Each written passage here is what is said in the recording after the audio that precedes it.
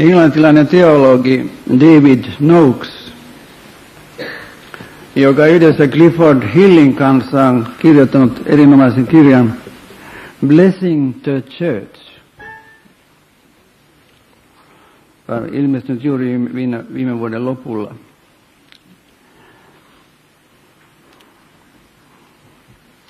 Hän on tutkinut Toronto-ilmiötä ja käynyt seuraamassa sen kokouksia ja Catch the Fire, tartu tuleen konferensseja, ja toteaa, Toronton opetus perustuu siihen, että koska Jumala on toiminnassa kansansa keskellä, kaikki mikä tapahtuu on Pyhän Hengen työtä.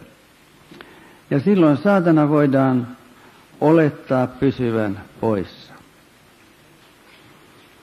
Tämä on vaarallisinta opetusta, jota koskaan olen tavannut, sanoo Noakes. Se avaa oven ammolleen, petokselle ja demonien näkymättömälle toiminnalle.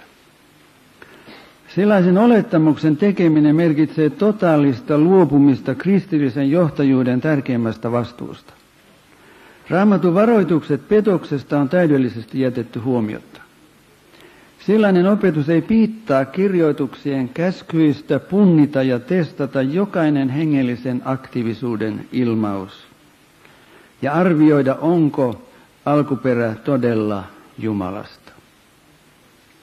Jumalan sana varoittaa meitä jatkuvasti siitä, ettemme hyväksyisi hengellisiä ilmiöitä Pyhältä Hengeltä saaduiksi, ellei uskovien joukko ole niitä ensin testannut ja todennut ne oikeiksi. Noakes pitää tällaista välinpitämättömyyttä Raamatun käskyjen suhteen mielettömänä ja vastuuttomana, aikana, jolloin ei ainoastaan Jumalan, vaan myös saatanan toiminta on suurentunut ja laajentunut. Jos hyväksymme tällaiset ilmiöt jossakin erityistilanteessa, kuten nyt Torontossa tai Jyväskylässä, mihin tällainen välinpitämättömyys tulee johtamaan? Mihin vedämme rajan? Ilmestyskirjan 13. luvun tapahtumat ovat lähestymässä. Seurakunta, joka ei ole oppinut tekemään eroa hyvän ja pahan välillä, tulee olemaan minkä tahansa tulevaisuudessa esiintyvän petoksen maalitauluna. Noakes kertoo havainneensa demonista toimintaa joissakin ihmisissä Torontossa, mutta vielä enemmän häntä hälyttivät Toronton lepsun opetuksen mahdolliset seuraamukset. Ilman henkien erottamisen lahjaakin voi suomalainenkin jo nähdä videoilta, miten esimerkiksi Rodney Howard-Brownin kokouksissa, mitä siellä tapahtuu. Ja todeta, että se suurelta osalta on demonien toimintaa. Tätä toimintaa näkee myöskin Jyväskylän vapaaseurakunnan kokousten videoilta 31.3. ja 1.4.1995. Näen siellä, miten eräs todistajana esiintynyt nuori mies, miten hänen kätensä vispaavat. Hän ei saa niitä pysähtymään. Hän kaatuu lavalle kesken puhettaan ja hänet jätetään makaamaan siihen tiedottomaan tilaan yli tunnin ajaksi, käsien ja jalkojen hakatessa vimmatusti lavaa ja kansan nauraessa. Lapsikin voi sanoa, että jotakin on pahasti vinossa näissä seurakunnissa. Ennen tätä niin sanottua 4. aaltoa näin humalaisina esiintyvät henkilöt ohjattiin järjestysmiesten toimesta pois kokouksesta. Tänään he saavat viskoa päätään ja käsiään kuin tuuliviirit ja taipua keskeltä kahtia kuin linkuveitset ja välillä jopa mätkähtää todistustensa välillä kokouslavallekin. Eivätkä kokousten johtajat ryhdy mihinkään. Katsojista tämä on vain niin kauhean hauskaa. Vieläpä johtajat rukoilevat humalaisten puolesta, että he saisivat lisää mistä on vain seurauksena, että he käyttäytyvät yhä hullummin tai joutuvat transsitilaan pitkiksi ajoiksi. Ei missään kapakassakaan tarjottaisi enää humalaisille. Ensimmäisessä korintolaiskirjan 14:40 sanotaan, mutta kaikki tapahtukoon säädyllisesti. Kreikkalainen sana euskemonos merkitsee hyvä käytös. Ja järjestyksessä, sillä ei Jumala ole epäjärjestyksen, vaan rauhan Jumala. Toronton pastorit kyllä myöntävät nykyajan karismaattisessa liikkeessä sellaiset eläimelliset äänet aiheuttaisivat normaalisti ryhtymisen henkien karkoittamiseen, koska niiden lähteeksi oletetaan demoneja. Mutta heille merkitsee nyt enemmän se, ettei oletettuun pyhän hengen työhön saa puuttua. Ajatella, mikä hirvittävä typeryys olisi lähestyä tätä ihmistä ja käskeä hänen lopettaa. Jos yritämme tukahduttaa todellisen fyysisen pyhän hengen työn ilmaisun, on olemassa vaara, että sammutamme hengen tulen. Sanoi Chuck Deere, John Wimberin pääteologi ja oikea käsi. Pastorit etsimällä etsivät Raamatusta perusteita kokouksessa havaituille eriskummallisille ilmiöille ja ovat ainakin Torontossa päässeet niiden profeetallisessa lainausmerkeissä tulkitsemisessa niin pitkälle, että miltei kaikki ilmiöt käsitetään osana jumalallista draamaa. Jumalan väitetään tällä merkkikielellä opettavan seurakuntaa. Jumala on nyt tekemässä jotakin uutta, uusia juttuja, new thing, joita ei välttämättä ole Raamatussa. Olettamuksista joudutaan aina uusiin olettamuksiin, yhä syvemmälle siihen verkkoon, jonka saatana on heittänyt seurakunnan keskelle. Nyt hyväksytään jo sekin, että joku henkilö heittää 2-voltin ilmassa tai lentää huoneen läpi. Sellaista todella väitetään tapahtuneen Amerikassa. Kokoukset eivät enää eroa siitä, mitä tapahtuu shamanien tai intialaisten gurujen tilaisuuksissa, joissa kyllä tunnustetaan demonien toimivan. Alun perin tämä torjuva suhtautuminen järjestyksen pitämiseen lienee peräisin Rodney Howard Brownilta, joka väittää Jumalan sanoneen hänelle, että kun ihminen joutuu pyhän hengen voiman alle, häntä ei pidä heti nostaa lattialta ylös, vaan hänet pitää jättää maahan Jumalan hoitoon. Torontossa tästä on alettu käyttää sanaa liota, soak. Suur-Helsingin seurakunnan pastoreiden ja rukouspalvelijoiden käsikirjassa sanotaan nimenomaan näin. On parasta antaa rukoiltavan liota silloin, kun hän on maassa muutaman minuutin. Kun rukoiltava nousee liian nopeasti, se näyttää toimivan sitä vastaan, mitä Herra tekee. Vihollinen osaa todella etsiä ovelia selityksiä lattiahoidolle ja merkillisille ilmiöille. Kun Randy Clark kysyi Jumalalta, miksi hän toi kaikki nämä ilmiöt Torontoon, Jumala vastasi, että hän etsii ihmisiä, jotka ovat halukkaita näyttämään typeriltä julkisesti ja hänen nimensä kunniaksi.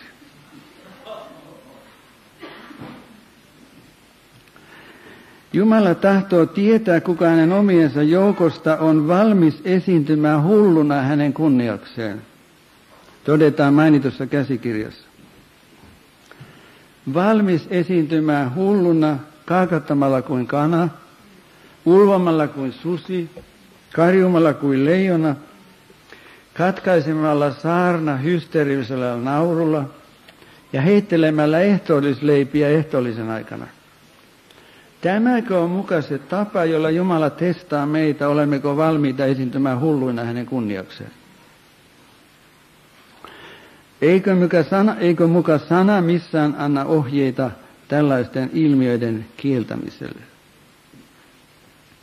Mutta ehkä vieläkin kummallisempaa on se olettamus, ettei kokouksissa enää tarvitse edes saarnata evankeliumia. Kun John Arnotilta, siis tämä Toronton kirkkoherra, kerran kysyttiin, miksi hän ei saarnaa evankeliumia kokouksessa käyville kääntymättömille ihmisille. Arnott vastasi, minä yritin kerran, mutta Jumala sanoi minulle, älä tyrki minua, minä tahdon rakastaa kansaani.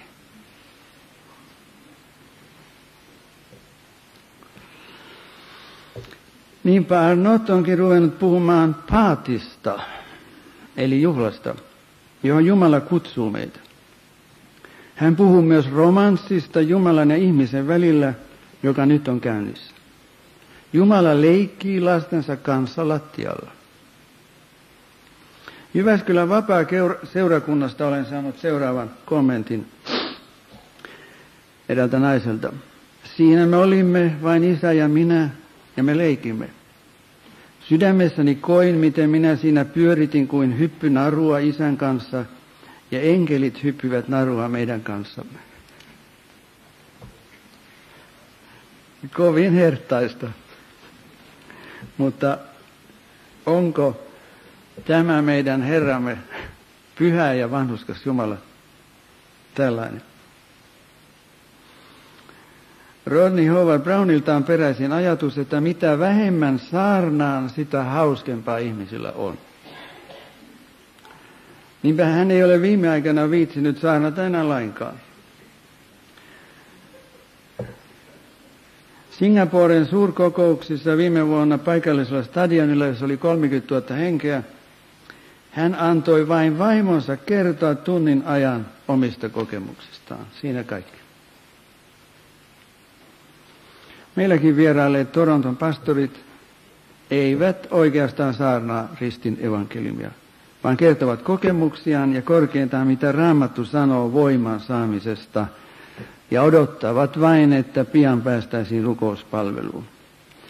Sana ja henki on karismaattisessa liikkeessä yleensäkin erotettu toisistaan. Rukouspalvelulla ei ole mitään yhteyttä sanan julistukseen. Näillä olettamuksilla on päädytty seuraaviin tuloksiin.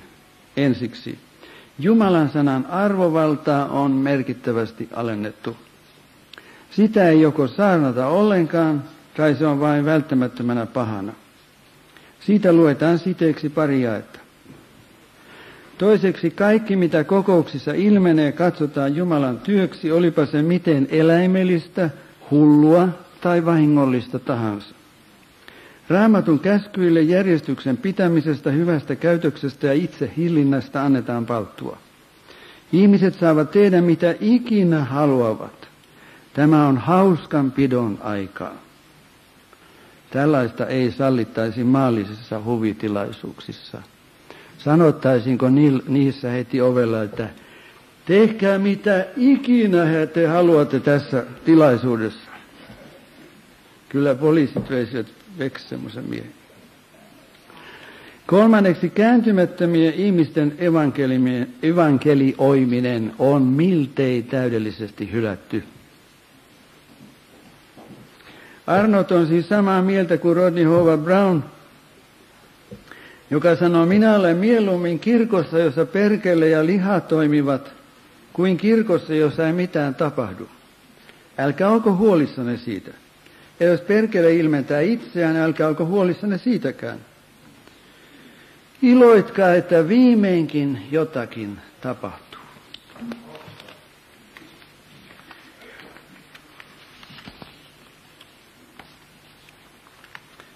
Mutta jospä me sitten lopettaisimme vähän hauskemmin asian. Ja kysyisimme, mitä tästä tulee nyt? Mitä on edessämme? Ensinnäkin uskon, että tämä Toronto-ilmiö tulee kuivumaan vuodessa parissa. Kukaan ei jaksa loppumattomiin tulla toimeen näin niukalla leivällä, ja yhä useampi tulee havaitsemaan petoksen.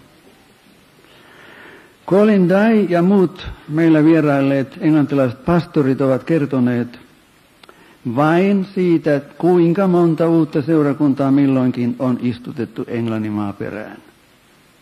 Mutta kenttänsä tuntevat englantilaiset teologit, kuten Clifford Hill ja David Noakes, kertovat aivan muuta. Ja sanovat näin. Karismaattinen liike on kriisissä ja on alkanut murentua. Suuri joukko pastoreita on hylännyt karismaattisen nimenkin. Tuhannet kirkon jäsenet ovat jättäneet karismaattiset seurakunnat, koska heitä alkoi inhottaa johtajiensa käytössä. Toronton siunauksen vaikutuksen alaisena ollessaan nämä taipuivat kaksin kerroin joka kerta, kun he alkoivat lukea Raamattua tai saarnata sanaa, aivan kuin heillä olisi vatsakramppi, ja kaatuivat maahan avuttomaan kasaan. Heitä alkoi tympäistä, kun heille vakuutettiin, että kontrolloimaton nauru, huutaminen, karjuminen, ammuminen, kiekuminen kuin kukko, kirkuminen, oksentaminen, kenguruhyppely ja varjonyrkkeily olivat kaikki Pyhän Hengen toiminnan merkkejä. He muistivat, että samat johtajat, jotka kannattivat näitä ilmiöitä, sanoivat vain muutamia vuosia sitten, että ne olivat selvä todistus demonien läsnäolosta ja edellyttivät vapauttamista eli eksorkismia. Toronton hengellisestä humalasta tulee vielä hengellinen krapula. Se on jo lisännyt sielunhoidon tarvetta ennennäkemättömällä tavalla. Ja oikeastaan esteenä ovat minun mielestäni enää vain johtajat. Heidän on vaikea nöyrtyä. Rukoilkaa heidän puolestaan. Tiedän, että valtaosa luterilaista kirkkoa ja huomattava määrä helluntalaisia ja vapaakirkollisia seurakuntia, metodisteista puhumattakaan, ei ole meillä lähtenyt mukaan tähän muotihulluuteen. Tiedän myös, että monet ovat eronneet vapaista seurakunnista, koska seurakunnassani ei enää saa kuulla kunnollista Raamatun opetusta, ei varsinkaan evankeliumia. Jokaisesta torontolaisesta kokouksesta palaan kotiin ahdistettuna ja tyhjänä. Näin kertovat minulle monet murheelliset seurakuntalaiset. Enemmän kuitenkin tarvittaisiin siviilirohkeutta kaikilta meiltäkin, jotka näemme totuuden. Vain totuuden esittäminen tässä maassa nyt voi viedä tässä asiassa vapauteen. Vastakkaisista väitteistä huolimatta mitään varsinaista herätystä ei ole syntynyt tämän liikkeen toimesta. Eikä se ole oikea tiekään sellaisen syntymiselle. Se ei myöskään ole seurakunnalle väitetty virvoituksen aika. Ei ole olemassa todisteita siitä, että hengellinen elämä olisi tämän siunauksen vastaan ottaneissa seurakunnissa pysyvästi elpynyt. Tämä herätysliike ei ole millään tavoin kohentanut länsimaiden moraalista ja hengellistä tilaa.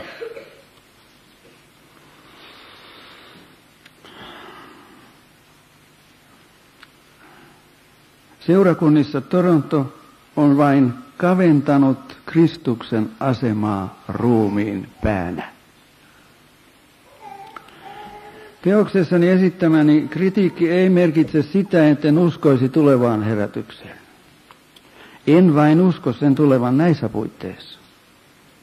Turha niistä on vääntää herätystä, se ei toimi, kun perusta on väärä. Kun perustana ovat nämä väärät profetiat, joista minä olen puhunut tänään, ja joille Randy Clark katsoo tämän herätyksen perustavan. Hän sanoi siis, että herätyksellä Torontolla on profeetallinen perusta. Ja toinen asia, kun sillä on väärä teologia, John Wimberin teologia, jota tulen kriittisesti käsittelemään teoksessani. Mitään ei ole korjattu eikä muutettu. Ensimmäisen kerran Jumala antoi jo havaintoesityksen siitä, että hän ei voi hyväksyä tällaisia oppeja eikä vääriä profetioita. John Wimber lähti suuren tiimin ja näiden hoviprofeettojensa kanssa Englantiin pitämään siellä suurta kampanjaa lokakuussa 1990. Ja nämä profeetat ennustivat, että siitä alkaa nyt tämä suuri maailmanlaajuinen herätys, jonka superapostoli tulee olemaan John Wimber ja voittoisa seurakunta Viinitarha-liike. Ja Englannin karismaattiset johtajat uskoivat siihen. Ja allekirjoittivat jopa julkilausuman, jossa he sanoivat, että nämä profeetat ovat luotettavia. Mutta kun sitten tulivat sen suurkokouksen päivät, ja John Wimber kokouksen lopuksi komensi pyhää henkeä laskeutumaan, hän ei tullut. Ei tapahtunut mitään. Ja lähtivät äkkiä pettyneitä takaisin Amerikkaan. Siinä on havaintoesitys. Jumala ei voi siunata tällaista oppia eikä tällaisia profetioita. Ja kuitenkin nämä Toronton miehet perustavat oppinsa tälle samalle väärälle perustalle. Tämä on minun mielestäni vahvin todistus siitä, että kysymyksessä on valheherätys, jota Jumala ei voi siunata.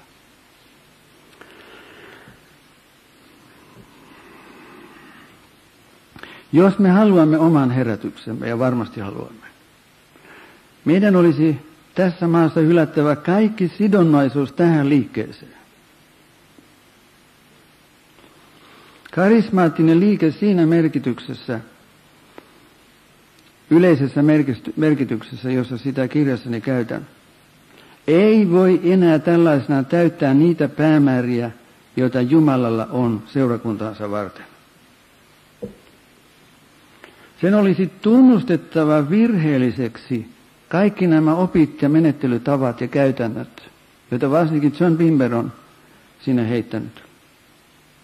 Tehtävä täydellinen parannus, jonka tulee alkaa tuon liikkeen päämajasta, Anaheimista ja Torontosta.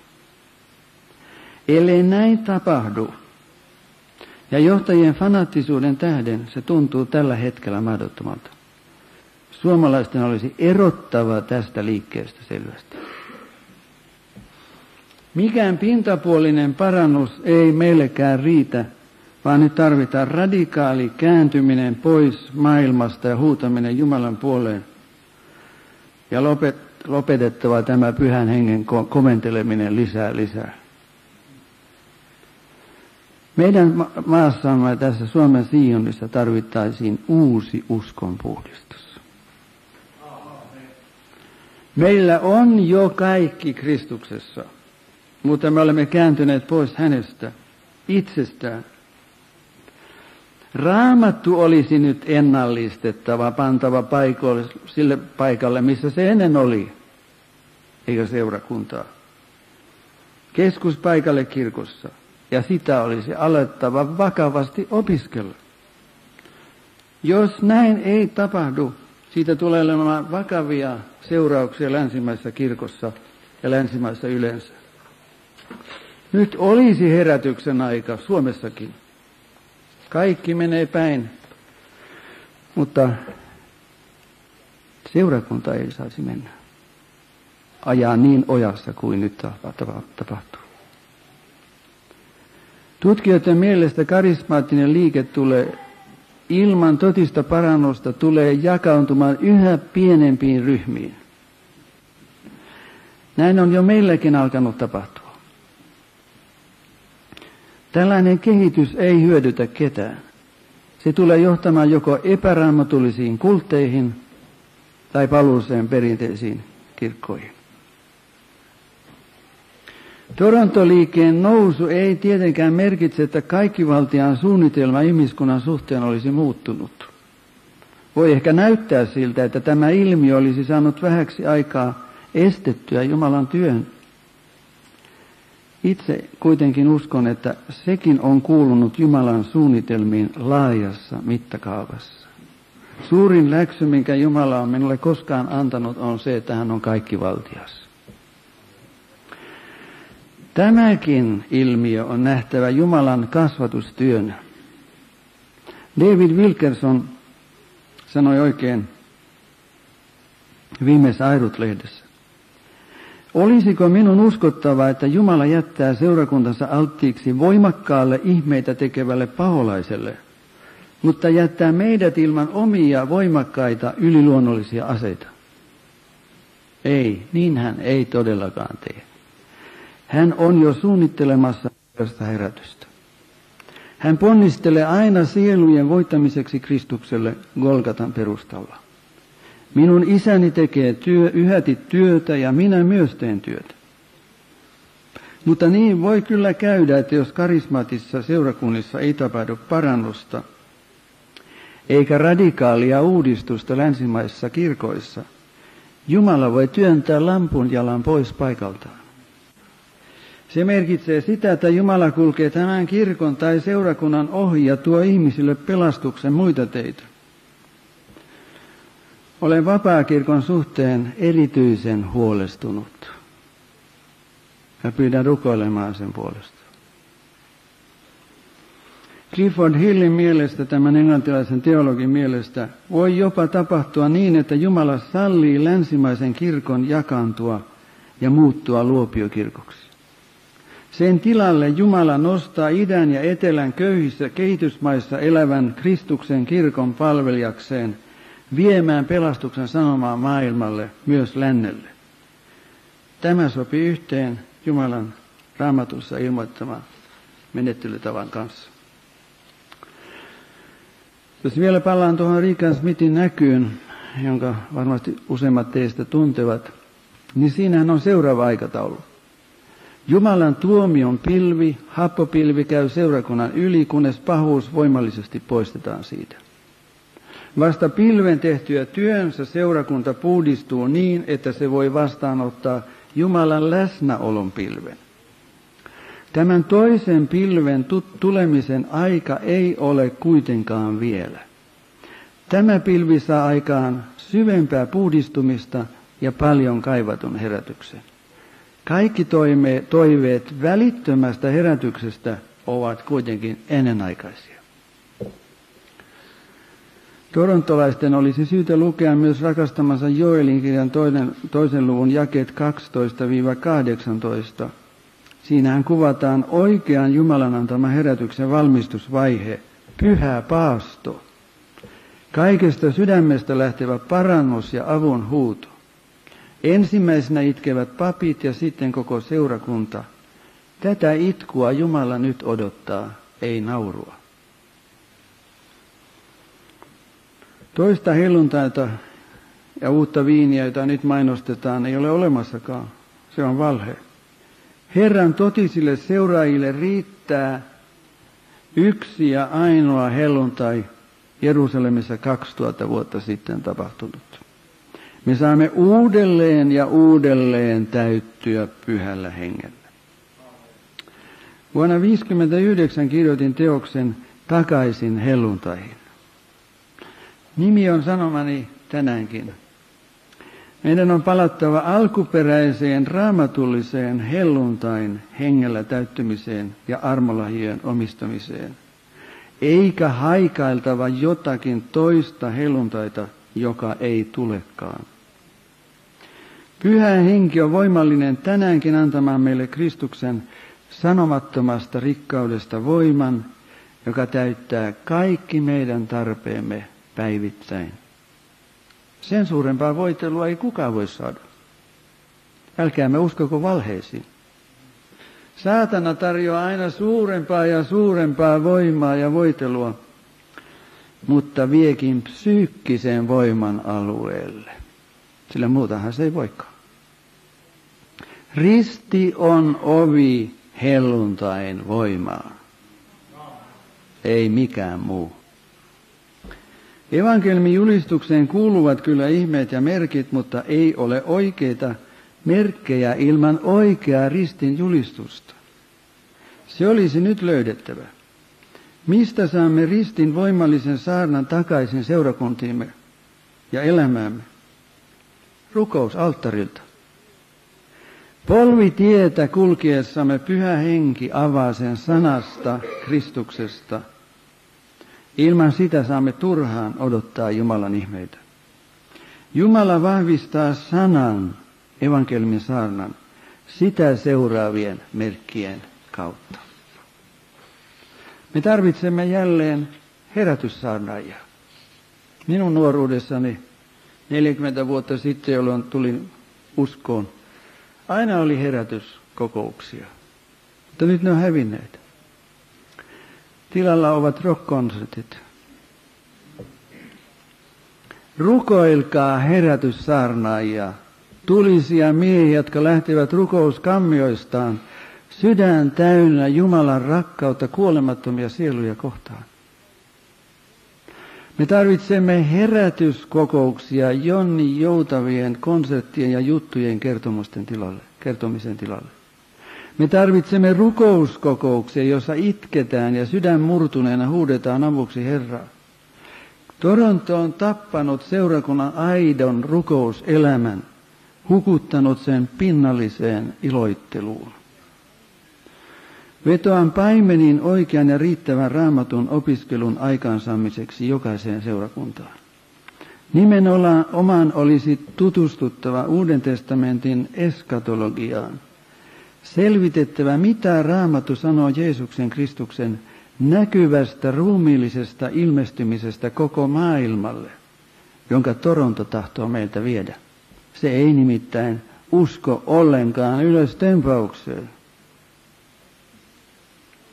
Älkäämme menettäkö toivoamme herätykseen, jossa ihmeet ja merkit ilmenevät, vaikka häikäilemättömät vallanhimoiset saarnaajat ja opettajat ovat tehneet niistä kauhistuksen, sanoo Wilkerson ja lisää. Ainakin Amerikan seurakunnat ovat kaukana Jumalan tarkoittamasta. Itse asiassa suurin osa siitä, mitä nykyään tehdään Jeesuksen nimessä, on kauhistus. Pelkään, että useimmat uskovat kavahtavat koko puhetta ihmeistä Toronton ihmeen ja herätyksen jälkeen. Mutta älkäämme heittäkö lasta pesuveden mukana pois. On olemassa ihmeitä ilman vääristymiä. Uuden testamentin seurakunnissa tapahtui suuria ihmeitä ilman vääristymiä, ilman mainoksia, markkinahumua tai taikureita, jotka väittävät omaavansa kaiken vallan ja voiman.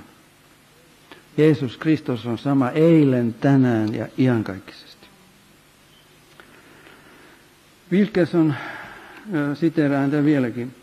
Jumalan valtavat teot nielevät lopun aikana kaikki paholaisen pimeät työt, aivan niin kuin Mooseksen sauva nieli Faaraon käärmeet. Vihollisen työ ei näytä miltään Jumalan uskomattomien ihmeiden ja merkkien rinnalla. Lopun ajan ihmeet ovat aitoja ja kiistämättömiä, mutta eivät mainostettuja. Sen sijaan ne tapahtuvat tavallisten pyhien, Jumalalle erottautuneiden ja syvällisesti Jeesuksen tuntevien uskovien kautta. Uskovat astuvat esiin rukouksen salatuista kammioista. He muodostavat pienen armeijan, siis ei mitään Joelin armeija. Pienen armeijan, joka on täynnä uskon henkeä. Heidän ainoa halunsa on tehdä Jumalan tahto ja kirkastaa häntä. Ja sitä sanoo hienosti, ilman sen suurempia elkeitä he käyvät sairaaloissa ja kodeissa, kulkevat kaduilla ja laskevat kätensä sairasten päälle ja saavat nähdä, kuinka ihmiset parantuvat. Riivaajat eivät peloita heitä, vaan he ajavat ihmisistä ulos henkivaltoja ja voimia. He rukoilevat niin väkevästi, että kokonaiset kansakunnat avautuvat evankeliumille. Jumala vahvistaa sanansa suurien tekojensa kautta. Jos luulet olevasi liian tavallinen Jumalan käyttöön, lue tarkkaavaisesti. Jumala ei aio tehdä lopun aikana työtä vain kuuluisien evankelistojen tai pastoreiden kautta.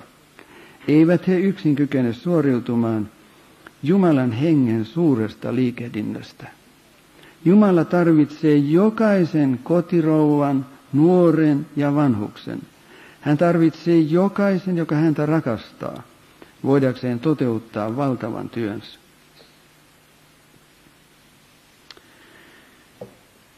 Kuinka toisenlaista tämä onkaan?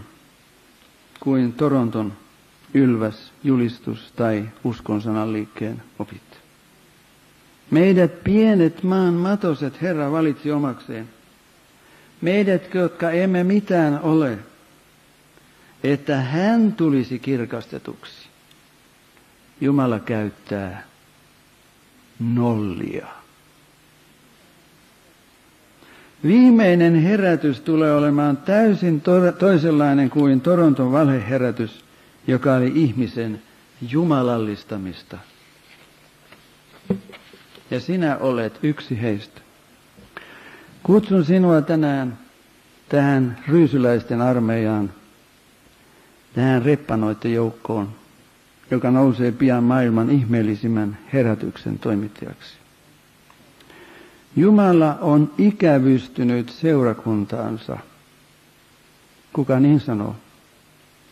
Toronton johtava pastori Mark DuPont, jota uudelleen ja uudelleen kutsutaan Suomeen. Jumala on ikävystynyt seurakuntansa. Ei hän tarkoita Torontoa, hän tarkoittaa meitä, perinteisiä kirkkoja. Saanko sanoa tähän, se ei ole totta. Herra rakastaa seurakuntaansa, todellista Kristuksen seurakuntaa. Me emme ole klooneja, joiksi Toronto tahtoisi meidät tehdä. Sellainen seurakunta olisi todella ikävystyttävä. Se ei olisi myöskään demokraattinen, vaan diktatorinen. Minun käsitykseni on, että Jumala on saanut tarpeekseen suurista sanoista ja superapostolien ja profeettojen pöyhistelyistä ja vallanhimosta. Heidät tullaan siirtämään sivuun ja tilalle astuvat aivan tavalliset ihmiset, joilla on kullakin oma persoonallisuutensa Jumalalta saatu ja Kristuksessa hiottu ja kirkastettu. Niinhän oli apostolisnakin aikana. Kun he näkivät Pietarin ja Johanneksen rohkeuden ja havaitsivat heidän olevan koulun käymättömiä ja oppimattomia miehiä, he ihmettelivät. Ja he tunsivat heidät niiksi, jotka olivat olleet Jeesuksen kanssa. He kaikki olivat erilaisia ja täydensivät toinen toisiaan. Meitä toisen evankeliumin liikkeessä orjuutettuja, puhtaaksi syötyjä, saaliiksi saatuja, kasvoihin lyötyjä, kuten Paavali sanoo. Ja lisää häpeäkseni sanon, tähän me kyllä olemme olleet liian heikkoja. Tästä suomalaisten tulisi nyt kieltäytyä olemasta ulkolaisten saarnaajien ja heidän oppiensa perässä kulkijoita ja sponsoreita. Mehän olemme kaikki huonoinkin meistä kuninkaan poikia ja tyttäriä. Me emme ole kenenkään sellaisen opetuksen tarpeessa, joka ei meidän tavallamme seuraa Jeesusta. Heittäkäämme päältämme kaikki nuo vieraat ikeet, opit ja oudot menettelytavat ja palatkaamme vanhanaikaiseen evankeliumiin. Herran yhteyteen kysymään hänen tahtoaan. Miksi toistelemme heidän juttujaan kuin papukaijat? Meidän ainoa oikea opettajamme on jo pitkään odottanut meitä. Kysyn sinulta, joka olet Jeesuksen oma, kuinka olet leiviskäsi hoitanut? Oletko elänyt itsellesi vai muille? Muistatko, mitä varten Jeesus sinut pelasti? Minä elän, en enää minä, vaan Kristus elää minussa. Jos hän todella elää sinussa, hänen on täytynyt kärsiä siitä, miten olet viime aikoina elänyt. Koska viimeksi todella rukoilit häntä, koska viimeksi todella kohtasit hänet, se minulla on sinua vastaan, että olet hyljännyt minut ensimmäisen rakkautesi. Simon Johanneksen poika, rakastatko sinä minua enemmän kuin nämä? Jos rakastaisit, niin sinä ruokkisit ja kaitsisit Herran karitsoita ja lampaita. Mutta sinä olet kainut itseäsi. Et ole vahvistanut heikkoja, parantanut sairaita, sitonut haavoittuneita, tuonut takaisin eksyneitä, etsinyt kadonneita. Ja siitä on ollut seurauksena, että Herran lampaat ovat harhailleet kaikilla vuorilla ja kaikilla korkeilla kukkuloilla. Pitkin koko maata ovat hänen lampaansa hajallaan, eikä kenkään niistä välitä. Ja niitä etsi. Ja vielä kaiken lisäksi meidän joukossamme on niitä, jotka kylkiä niskavoimalla ovat sysineet ja sarvillaan puskeneet kaikkia heikkoja, kunnes ne ovat saaneet ne ajetuiksi ulos ja hajallensa. Näitä pieniä ja heikkoja minä erikoisesti ajattelen, jotka minullekin soittelevat. Jotka sanovat, että kukaan ei minusta välitä. Minä olen aivan yksin. He vaan nauravat ja iloitsevat ja kaatuvat. Rakkaat ystävät, me olemme velassa. Ajattele, mikä hinta on maksettu sinun sielustasi. Kun hän pelasti sinut, hän tahtoi tehdä sinusta palvelijansa ja todistajansa. Ja siksi hän antoi sinulle Pyhän Hengen lahjan. Oletko tehnyt hänen tahtonsa? Pelkään kerran tulla Jumalan valtaistuimen eteen, eikä siellä olisi ketään, joka tulisi minua vastaan sanomaan, että Paavo, kiitos, että kerroit minulle Jeesuksesta, ja nyt minä olen täällä. Olisi kauheata tulla yksin tuntien pettäneensä Herransa, menettäneensä palkintonsa. Eli vain itselleni ja kaivoin leiviskäni maahan, sinä paha palvelija. Olen Jumalan armosta saanut 4 vuosikymmenen ajan siunata monia Jumalan valtakunnan työhön eri kirkkojen alttareilla. He tunnustivat heittäneensä pois Jumalan kutsun ja kertoivat olleensa erämaassa sen tähden jo monen vuoden ajan. Nyt he tahtoivat tehdä parannuksia ja luovuttaa Herralle koko elämänsä 100%. Aivan erityisellä tavalla tämä kutsumukseni vahvistettiin profetian kautta parannuttuani ihmeenomaisesti syöpätaudista 91. Sinun tehtäväsi on kulkea seurakunnasta seurakuntaan ja herättää uskovia valvomaan ja rukoilemaan ja tekemään minun työtäni, sillä minä tulen pian. Näin Herra sanoi. Sain sisäisen varmuuden, että Jumala tahtoo antaa Suomeen vielä suuren herätyksen, mutta seurakunta ei ole valmis ottamaan sitä vastaan. Eikä se ole ollutkaan. Osa otti vastaan valheherätyksen. Se ei tyytynyt odottamaan ja tottelemaan Herraa. Se halusi herätyksen nyt, niin kuin se olisi jotakin pikaruokaa tai instant-kahvia. Heti. Minun ehdoillani. Mutta elämä on yhä meidän edessämme. Jeesus rakastaa ja kutsuu meitä yhteytensä. Kaikki me eksymme, minäkin olen eksynyt. Herran tie on alituista nousua ja laskua, mutta siinä me kasvamme Jumalan tuntemisessa ja muutumme hänen kaltaisikseen kirkkaudesta kirkkauteen, niin kuin muuttaa Herra, joka on henki. Hiljennymme rukoukseen.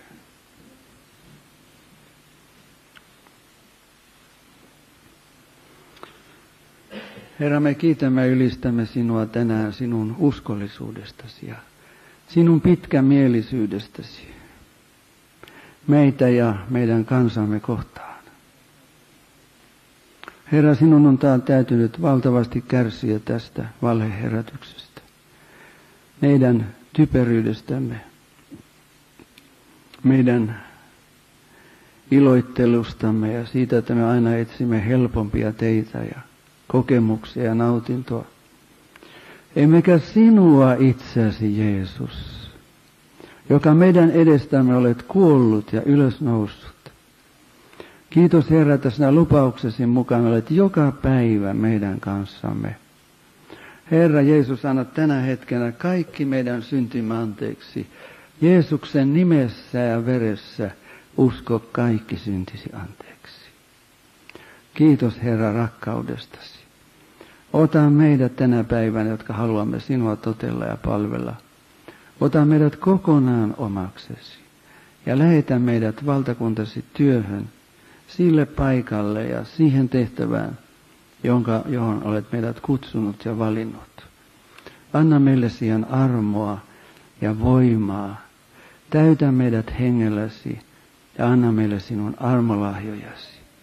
Kiitos Herra, että viet työsi voittoon vielä omassa seurakunnassasi. Ja kiitos, että sinä vielä annat uuden herätyksen. Herra, me rukoilemme sitä tänä iltana tässä. Pelasta vielä meidän omaisiamme, sukulaisiamme, työtovereitamme. Ja tee, Herra, suuri nimeesi kirkastetuksi meidänkin maassamme. Herra, sinä näet meidän maamme nykyisen tilan, tämän suurtyöttömyyden ja kaiken muun. Herra, armahda meidän kansaamme, armahda meidän maatamme. Armahda niitä pieniä ihmisiä, jotka kärsivät tänään, joilla ei ole ketään. Herra, tee meistä niitä, jotka voivat etsiä niitä heikkoja ja huonoja ja palvella heitä sinun armollasi ja rakkaudellasi Jumalan sanalla. Tee meistä, Jeesus, sinun todistajasi. Siunaa meitä tässä Isän, Pojan ja Pyhän Hengen nimeen. Aamen.